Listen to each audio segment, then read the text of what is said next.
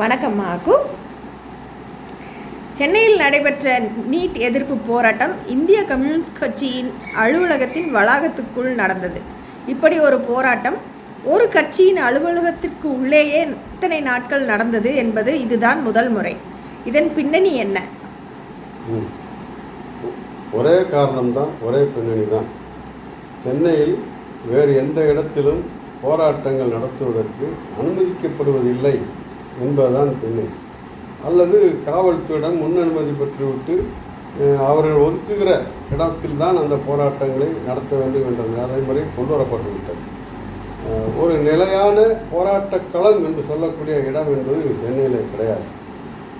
அருகில் இருக்கிற கேரளத்தில் தலைமைச் செயலக வாயிலேயே அதற்கென்ற இடம் இருக்கிறது.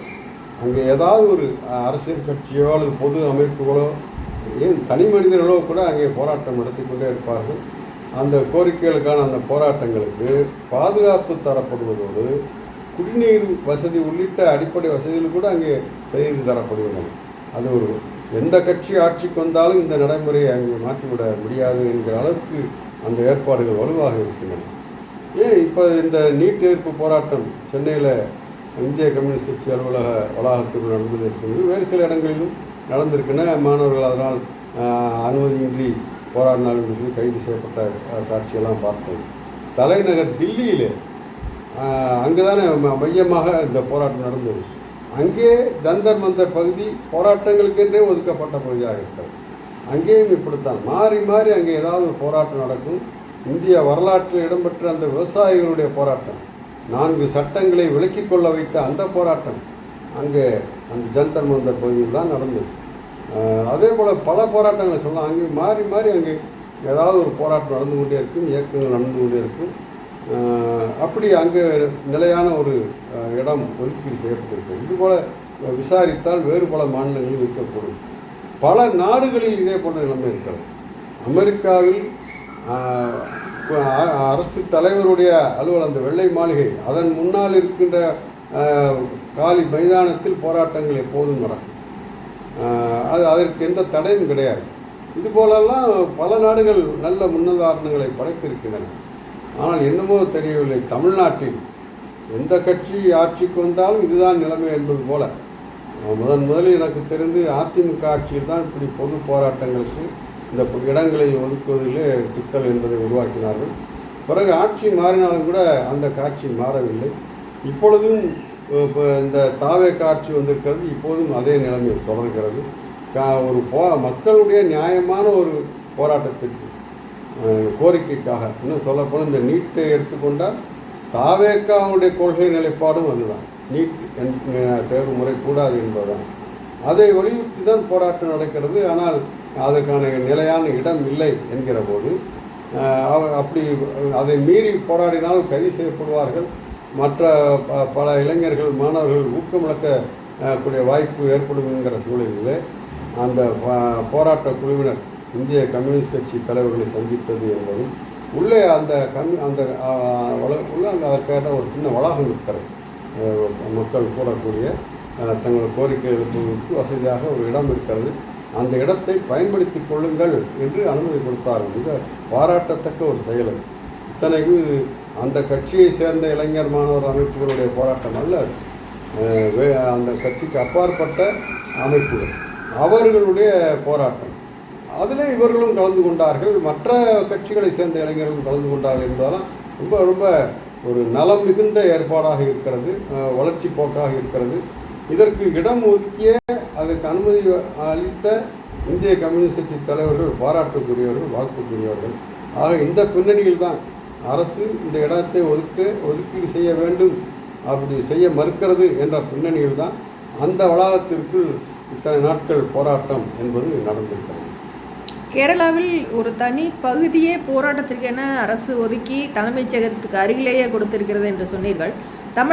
தமிழக அரசு செய்ய வேண்டியது என்ன என்பது குறித்தும் உங்களுடைய அறிவுரை அல்லது உங்களுடைய வேண்டுகோள் பற்றி சொல்லுங்கள். ஒரு நன்றாக நினைவிருக்கிறது. சென்னையில் குறிப்பாக மெரினா கடற்கரையில் அடிக்கடி மக்கள் கூடுவார்கள். ஒரு பக்கம் கடற்கரை காற்றை வாங்குவதற்கும் அந்த கடலோரத்தின் அழகை ரசிப்பதற்காக மட்டுமல்லாமல் அங்கே சீரணி அரங்கம் என்றே ஒரு நிலையான அரங்கம் இருந்தது. அங்கே கூட்டங்கள் நடக்கும், அரசியல் தலைவர்கள் பேசுவார்கள், பல்வேறு அமைப்புகளுடைய நிகழ்ச்சிகளாகவும் நடக்கும், மக்கள் திரள்வார்கள். ஆனால் ஒரு கட்டத்தில் அந்த சீரணி அரங்கம் என்பது இடிக்கப்பட்டது. அப்படிப்பட்ட போராட்டங்கள் அல்லது கூட்டங்களுக்கு அந்த இடம் கிடையாது என்பதாக மாற்றப்பட்டது. இதுவும் பல்வேறு திரும்ப ஆட்சிக்கு வந்தவர்களிடம் அந்த இடம் மீண்டும் ஒதுக்கப்படுமா என்று கேட்குமா, இல்லை நீதிமன்றத்தில் வழக்காக இருக்கிறது, எனவே அதை நாங்கள் உறுதி செய்ய முடியாது என்று நலிவுறுவார்களே தவிர அதை மீண்டும் மக்கள் கூடுகிற ஒரு கோரிக்கைக்காக கூடுகிற இடமாக அனுமதிப்பதற்கு யாரும் தயாராக இல்லை. அதுபோல் முந்தைய சென்னையில் வள்ளுவர் கோட்டம் உள்ளிட்ட சில இடங்களையாவது கொடுத்து கொண்டிருந்தார்கள். பிறகு அதுவும் அந்த இடங்களும் மறுக்கப்பட்டு விட்டன. மிகவும் நெருக்கி அடித்தால் மக்கள் கண்ணிலேயே படாத ஒரு இடமாக இருக்கும், அந்த இடத்துல போய் போராட்டத்தை நடத்தி கொள்ளுங்கள் என்பதாக காவல்துறையினர் சொல்கிறார்கள். இது காவல்துறை அல்லது காவல்துறை அதிகாரிகளுடைய சொந்த முடிவு, அவருடைய சொந்த விருப்பத்தின் அடிப்படையில் இதையெல்லாம் செய்கிறார்களெல்லாம் நாம் முடிவு செய்து வர முடியாது. நிச்சயமாக அரசின் கொள்கை, மாநில அரசுடைய கொள்கை அப்படி இருப்பதால் தான் அதை செயல்படுத்த வேண்டியவர்களாக இருக்கிறார்கள். எனவே இன்றைய ஆளுங்கட்சி மக்கள் உணர்வுகளை மதித்து மக்கள் உணர்வுகள் வெளிப்படுத்தப்படுவது என்பது போராட்ட வடிவத்தில், கோரிக்கை வடிவத்தில் வெளிப்படுத்துவது என்பது ஒரு ஜனநாயக உரிமை. அந்த உரிமையை மதிக்கிற வகையில் தன்னுடைய அந்த கொள்கையை மாற்றிக்கொள்ள வேண்டும். இந்த பொது இடங்களில் மக்கள் கூடலாம் என்று அதற்கான அனுமதி அளிப்பதோடு நிலையாக, எப்படி நான் சில மாநிலங்கள் உதாரணங்கள் சொன்னேனோ அதுபோல் சென்னையில் ஒரு மையமான இடத்தை, ஆயிரக்கணக்கானோர் கூடக்கூடிய ஒரு இடத்தை நிலையாக ஒதுக்கி கொடுக்க வேண்டும். இது முடியாத செயல் அல்ல. நிச்சயமான ஒரு கொள்கை உறுதி இருந்தால், அப்படிப்பட்ட ஜனநாயகத்தின் மீதான மதிப்பு இருந்தால் நிச்சயமாக அப்படி ஒரு இட ஒதுக்கீடு என்பதை, இடத்தை ஒதுக்கீடு செய்து இயக்கங்களுக்கு வழங்குவது என்பதை மாநில அரசால் செய்ய முடியும், செய்ய வேண்டும். மாறாக மெரினா கடற்கரையை போராட்ட களமாக மாற்றிக்கொள்வது என்பதை தடை செய்யக்கூடாது என்று கூட நீங்கள் கேட்டிருக்கலாமே. உண்மைதான். அதாவது காற்றை கைது செய்ய முடியாது, கடலையும் கைது செய்ய முடியாது என்று இப்போது இருப்பதால் ஒரு முன்னோட்டம் போல கடற்கரையை சிறை வைத்திருக்கிறார்கள். அப்படித்தான் சொல்ல வேண்டும். கடற்கரையை மூடிவிட்டார்கள், மக்களை அனுமதிக்கவில்லை என்று நான் பார்க்கவில்லை. கடற்கரையை சிறையடைத்தார்கள் என்று தான் சொல்ல வேண்டும். இது மிக மோசமான ஒரு நடைமுறை. இன்னும் பொதுமக்கள் இயல்பாக வெளியூர்களிலிருந்து உள்ளூரிலிருந்து கூட அந்த கடற்கரைக்கு என்று வரக்கூடியவர்களுக்கு கூட அனுமதி மறுக்கப்பட்ட காட்சியை பார்க்கிறோம். அதே கடற்கரை எப்படி அந்த ஜல்லிக்கட்டு போராட்டத்தில் பல்லாயிரக்கணக்கான இளைஞர்கள் அங்கே திரண்டதையும் அந்த போராட்டம் வெற்றியடைந்ததும் கூட நாம் பார்த்தோம். ஆகவே அது ஒரு முக்கியமான இடம். ஒன்றுமல்ல, போராட்ட களத்தில் உறுதியோடு வருகிறவர்கள் இப்படிப்பட்ட தடைகளை மீறி இறங்குவது என்பது மிக எளிதாக நடந்துவிடும்.